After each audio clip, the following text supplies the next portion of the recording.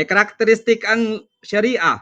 May karakteristik din ang batas, characteristic of the legal rule.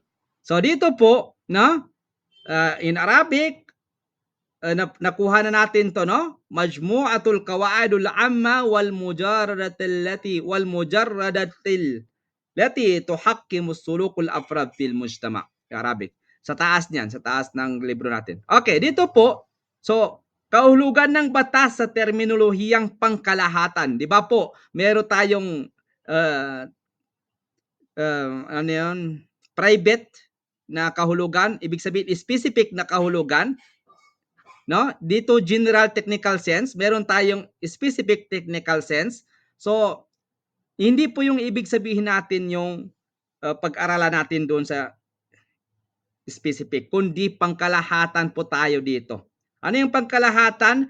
Yung its general technical sense po ang pag-aralan natin dito. Bakit? Kasi pupunta tayo sa international law, dito sa Introduction to the Study of Law, from the domestic law to the international law, makukuha natin yan. Pero hindi siya deep, hindi siya malalim. Kumbaga dadaan lang natin, no? Para pang madkhal lang ito. Ano ibig sabihin ng madkhal? Kumbaga introduction lang, papasok pa lang tayo kung ano ang meron sa loob ng bahay na yan. Kagaya na nakuha natin sa ibang subject natin doon sa kabila. Ayon sa definition po, no? Ang batas sa pangkalahatang terminolohiya ay isang hanay ng pangkalahatan at abstraktong alituntunin na gumagabay sa asal ng mga tao, sa lipunan at may kaakibat na makalupang parusa at ipinapatupad ng pamahalaan upang igalang ng lahat kahit sa pamamagitan ng puwersa kung kinakailangan, no? If necessary. So, dito po yung yan po ang general technical sense or definition ng batas sa pangkalahatan. So dito tayo, hindi tayo doon sa specific na definition kundi pangkalahatan tayo.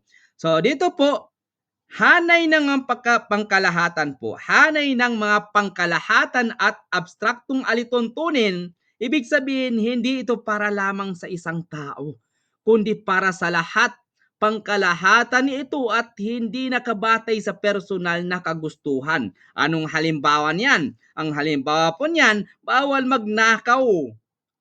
Hindi lamang para kay Pedro o si Juan, kundi para sa lahat ng mamamayan. Andito si Pedro at si Juan.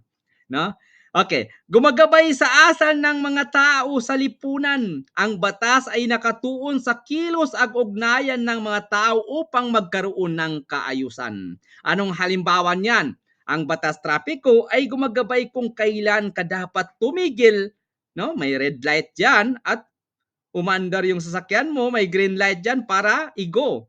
So, ganyan po ang gumagabay sa asal ng mga tao sa lipunan. May kaakibat na makalupang parusa, hindi po anong acts, anong alternate ng makalupang parusa? Al-jazaa'ul ukhrawi. 'Di ba sa Arabic? Al-jazaa'ud dunyawi wal jazaa'ul ukhrawi. Makukuha natin 'yan doon sa Friday lectures natin doon sa Introduction to the Islamic Law and Jurisprudence. Ang batas ay may alaka sa Sharia. Ang Sharia ay may alaka sa batas. Makukuha natin 'yan. Malalaman niyo bakit, no? Okay, barakallahu fikum. Dito po ang batas na ito na pinag-aralan natin sa sa Sunday na ito, sa ano yung Sunday?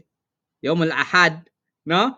Ay may kaakibat lang na makalupang parusa. Pero doon sa Yomul Jum'ah na batas ay may makalupang parusa at makamundo at makakabilang buhay. Barakallahu fikum, Sister Shirel and Sister Fatima. May pahabol ka, Sister Fatima?